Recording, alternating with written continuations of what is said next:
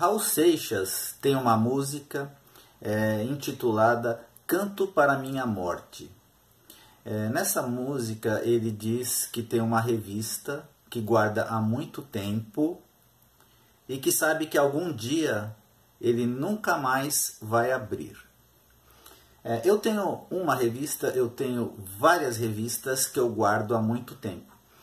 Eu espero que não seja a última vez que eu vá abrir a revista e eu quero conversar com vocês sobre a revista e sobre o que esta revista marcou em minha vida.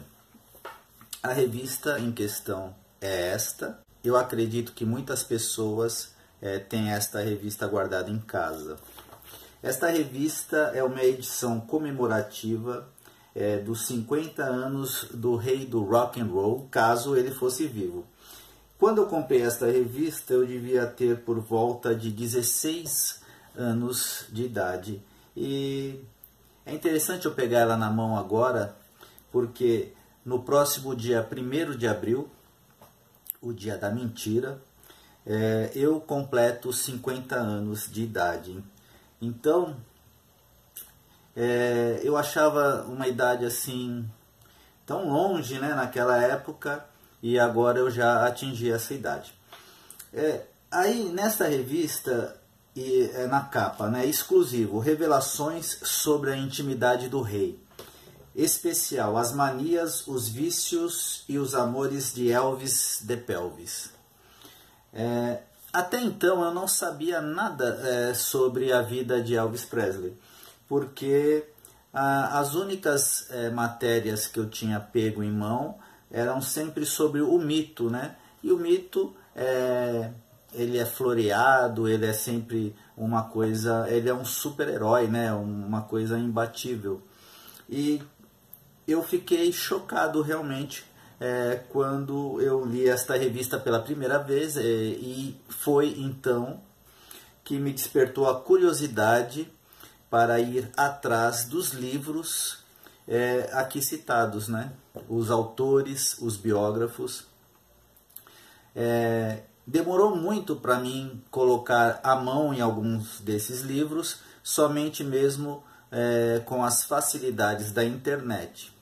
Na época eu procurei, durante anos eu procurei nos sebos, tudo quanto era sebo eu entrava, e quando eu falava o nome do livro, o nome de Elvis ou o nome do autor, praticamente a pessoa me ignorava, né? Parecia que eu estava pedindo uma turbina de um Boeing. E eu fiquei até surpreso com a facilidade com que depois eu consegui os livros. Tá bom, deixa eu contar um pouquinho, já que eu tô aqui mesmo, né? E eu gosto de contar histórias, e quem gosta de ouvir, ouça, né? Eu vou contar um pouquinho da história desta revista. Na época, eu já contei para vocês que meu pai era feirante, né? E eu trabalhava nas minhas férias escolares, e sábados e domingos e feriados, e eu detestava, só que hoje é um motivo de nostalgia muito grande para mim quando eu vou à feira livre, né? Coisas que a vida mesmo surpreende a gente. Por isso que eu entendo o que eu não entendia na época, muitas das coisas que se passaram com Elvis. Porque quando você é um garoto, você imagina a vida um caminho florido que você tem que percorrer. E a vida não é fácil, a vida existe muitos percalços, e eu imagino que a vida da gente é como se nós estivéssemos em queda livre. O filósofo Nietzsche que me despertou essa ideia, é a ideia dele, né? Estamos num abismo, caindo em queda livre, e o chão é certo, infelizmente. Então é lógico, o Elvis tinha muitas questões, por isso que ele se enveredou com Larry Geller, né? Já falamos sobre Larry Geller, voltarei a falar, eu vou sempre voltar nos assuntos, porque não dá para esgotar a vida de uma pessoa, de um ícone como Elvis, em vídeos de 10 minutos, né? Então a gente vai dando algumas pinceladas e vamos avançando nos temas, né? Ok, então eu estava lá nessa feira, eu não gostava em particular da feira de sexta-feira, porque a gente fazia embaixo do viaduto Alcântara Machado. Então, o que eu detestava mais ainda nessa feira é porque o cheiro era insuportável, né? Muitos moradores de rua habitavam ali durante a noite e o ser humano ele é diferente, por exemplo, do cachorro, do gatinho, né? Se ele ficar sem tomar banho, é insuportável, né? O gato, o cachorro a gente ainda aguenta, mas o ser humano é triste. Então ficava esse cheiro horrível. Outra coisa, os feirantes gostam de berrar, né? Até hoje eles berram. Todo o meu respeito para a classe, meu pai, como eu disse, e eu mesmo, vivi muitos anos desse ofício, né? Dessa profissão. Mas eles berram, né? Isso é incontestável. E embaixo do viaduto, aquilo se tornava o berro do berro, né? Porque ficava um eco, um eco, um eco, um eco. E passava carro em cima do viaduto, passava carro na lateral direita do viaduto e na lateral esquerda do viaduto. Então chegava uma hora que eu começava a ficar meio transtornado, né? Eu, com 16, 17 anos, com muita energia, eu queria fazer outras coisas. Eu tinha que ficar ali parado, esperando vir um freguês. E o freguês de feira, ele acaba vindo só lá para meio-dia, 11h30, que é a hora da xepa. Tá, então eu pegava, dava um perdido, né? Falava, pai, eu vou ali no banheiro, né? E aí, como nessa feira o banheiro não era perto, você tinha que atravessar uma dessas vias movimentadas, andar uns 2, 3 quarteirões. Bom, eu ia dar um rolê, né? Ia andar para espairecer. Pô, e aí eu passei em frente, eu me lembro como se fosse hoje, e toda vez que eu pego a revista me traz essa lembrança viva, e inclusive em cores. Aí a revista estava ali, ó, penduradinha na banca, assim, né? Aí eu passei, olhei e voltei, né? Voltei, vi o preço, é incrível, né? Como a inflação, né? Na época, olha o preço da revista. 6.500, vai saber o que, né? Cruzeiro, cruzado. Tá, aí eu voltei até a banca, peguei o dinheiro com meu pai, que isso aqui também são 6.500, mas devia estar o quê? Na faixa de uns R$20, né? Dinheiro de hoje. Voltei lá e peguei a revista. Quando eu peguei essa revista na mão, o caminhão do meu pai, ele ficava, como a gente fazia na beira, a nossa banca ficava na beira de uma das laterais do viaduto. Então a gente chegava, estacionava ali na calçada, descarregava e o caminhão ficava ali.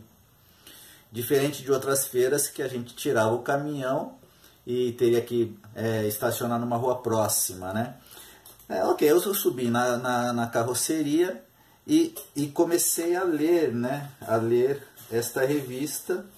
Eu fiz alguns recortes, né, ao longo dos anos para colar em fita de fita cassete que eu tinha. Mas veja, o primeiro capítulo aqui é O Menino na Bolha de Plástico, né? E tem uma foto da mansão Graceland e eles colocaram uma foto assim meio escura, né? Que a mansão é tão linda e eles colocaram essa foto escura para justamente dar aquela impressão, né, de uma coisa mórbida, né?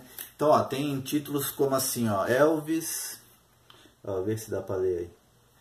Elvis, transe profundo devido a excesso de drogas. Cara, eu comecei a ler essa revista e eu tinha uma ideia totalmente diferente, né? Uma ideia de uma pessoa que só... Eu achava que era muito bom ser Elvis Presley, né? E eu comecei a ler, e de repente aqueles gritos foram ficando longe, o cheiro foi sumindo, né? Chegou uma hora que eu estava totalmente imerso na leitura, E eu fiquei uns 2, 3 dias assim meio passado, sabe? Meio passado mesmo, porque eu estava acostumado, na época eu tinha acesso ao Elvis Presley apenas pela sessão da tarde, e embora, né, dizem que eu vi uma crítica uma vez, que os filmes do Elvis eram feitos para crianças sem cérebro, né? Então eu devia ser sem cérebro, porque eu adorava, né? Adorava. Mas, acima de tudo, o que você via nos filmes do Elvis, eu acho, não é o roteiro, não é a música, porque Elvis, qualquer coisa que ele canta, soa bem, né? Mas eu sei que muitas dessas músicas dessa época são de qualidade inferior. O próprio Elvis, você pode constatar em alguns outtakes que, por exemplo, tem um registro, sobra, né, de gravação, que ele diz assim: vamos começar logo essa M, que a gente termina logo essa M, né? Então o próprio Elvis, ele não tinha vontade, né, de fazer os filmes, porque sempre prometiam papéis melhores para ele e nunca vinha, né?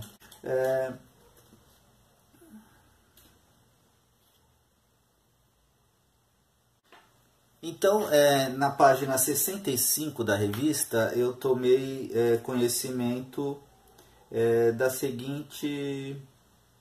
Ele fala aqui: no mês seguinte, entre o final da temporada em Vegas e o início da excursão da primavera em abril, os caras observaram alarmados Elvis aumentar o seu consumo de drogas e se afundar numa terrível fossa existencial.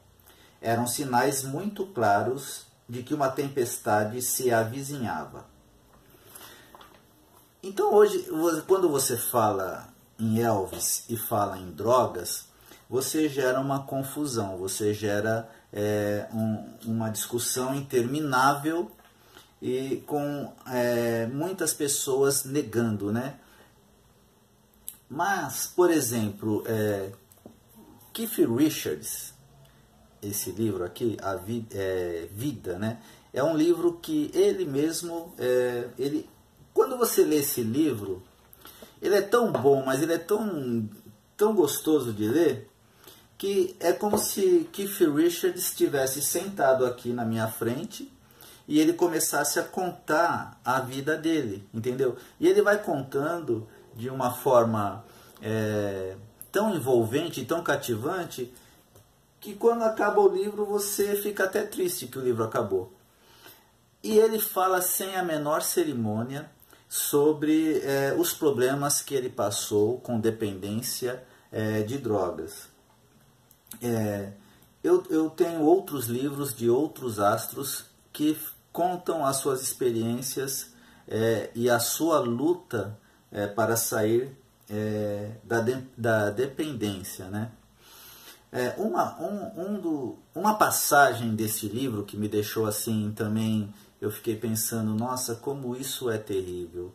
Ele estava em abstinência, trancado num quarto, ele estava em tratamento, né? Então, quando a pessoa usa drogas por muito tempo, está viciada e ela para, ela tem que ser assistida, né? Não pode parar. De repente, são administrados outros tipos de drogas para que a pessoa vá se desintoxicando aos poucos, né?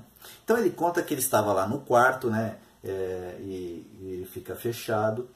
E ele entrou numa trip, numa noia, que do outro lado da parede, como ele conta, tinha todos os apetrechos para ele preparar a heroína, né? A colherzinha, o isqueiro, para ele derreter a droga, a seringa. E ele acreditou tanto que do outro lado da parede tinha tudo isso, que na manhã seguinte, quando ele acorda, os dedos estão todos sangrando e a parede está toda raspada. Então ele, na loucura dele para usar a droga, ele foi capaz disso, né? Então no dia seguinte ele acorda, ele deve ter feito isso até desmaiar, e no dia seguinte ele acorda e aí ele se dá conta, né? Aí ele já está consciente. Então o que acontece esse lance da droga é uma coisa muito, muito grave. Tá, então a minha proposta desse vídeo hoje é uma introdução. Para o próximo vídeo, quando eu falar sobre as drogas de Elvis, sobre o problema das drogas que ele enfrentou, não é jamais para eu chegar aqui e falar e de forma incriminatória ou dizer que ele estava errado. Não, porque quando a pessoa fica viciada, ela é um dependente químico, né? E diferente do que muitas pessoas pensam ou saibam, porque eu não vejo ninguém falar sobre isso, eu só fui ver isso no livro do Dr. Nick, né? Foram feitas várias tentativas para que Elvis se libertasse das drogas. Por quê? Sempre a gente escuta falar que os amigos não ajudaram, que ninguém ajudou. Sim, houve muita ajuda e houve empenho também da parte de Elvis. Então eu vou preparar um programa com textos retirados do livro do Dr. Nick, e a gente vai saber por que tinha uma enfermeira num trailer que morava nos jardins, ali, né, no terreno de Graceland. Muitas pessoas, amigos e parentes de Elvis, tinham casas móveis, trailers, espalhados pelo terreno de Graceland e habitavam a mansão nessas casas, moravam junto com Elvis. E Elvis tinha uma enfermeira que estava ali justamente para atendê-lo, porque se Elvis, o Dr. Nick, quando começou a tratar Elvis, se ele deixasse os remédios que Elvis tinha que tomar por conta dele, ele acabava tomando os remédios de uma só vez. Então foi colocado essa enfermeira para que ela pudesse administrar as doses que Elvis necessitava para suas doenças, de forma que não fosse abusiva, porque ele teria a tendência de tomar tudo de uma só vez. Também existe a questão dos placebos. Muitas vezes Joe Esposito, mais algum outro membro da máfia de Memphis, esvaziavam as pílulas, as cápsulas dos remédios que Elvis usava e colocavam farinha, colocavam uma outra substância. Foi tentado muitas coisas para ajudar Elvis a se livrar da dependência, das garras das drogas. Eu acredito que muitas pessoas que estão vendo este vídeo agora possam ter um parente, possam ter um amigo que está envolvido com drogas. Eu mesmo conheço pessoas, tenho um parente que está envolvido e é muito difícil. Por isso que quando vamos falar a respeito disso, quando eu tratar desse assunto aqui no canal, nunca é para detratar Elvis, não. A gente vai falar sobre isso e até vai servir como um alerta para que as pessoas fiquem bem longe de qualquer substância que vá alterar a sua consciência. Porque muitas pessoas não sabem, mais mexer com esse tipo de coisa é mexer com fogo, né? Por exemplo, você deve conhecer muitas pessoas que bebem socialmente e nunca viram alcoólatras, e outras que começam a beber e logo se tornam alcoólatras. Com as drogas é a mesma coisa. Muitas pessoas transam as drogas e não se viciam, outras se viciam. Eu acho que não vale a pena você experimentar uma droga para saber se você é do tipo que se vicia ou do tipo que não se vicia. Porque se você for do tipo que se vicia, o preço que você vai pagar é muito, muito alto. O prazer que você vai ter não vai compensar o desprazer e o inferno que vai se tornar a sua vida. Ok? Então, nos próximos vídeos, eu não digo que vai ser o próximo vídeo, né? Mas porque eu vou me debruçar sobre esse assunto com bastante cuidado, e quando eu tiver um programa assim preparado, vou reler o livro do Dr. Nick e vou trazer assim algumas passagens e trazer os tratamentos que Elvis tentou, né? E ele tentou mesmo, né? Mas Elvis tinha uma impossibilidade, ele era uma pessoa impulsiva, né? Tinha muita energia e infelizmente eu tenho certeza que o que levou o rei foram realmente os abusos com essas substâncias. Elas foram levando ele aos poucos, né? O seu corpo foi sendo minado aos poucos por essas substâncias, ok? Então, um abraço e até o próximo vídeo.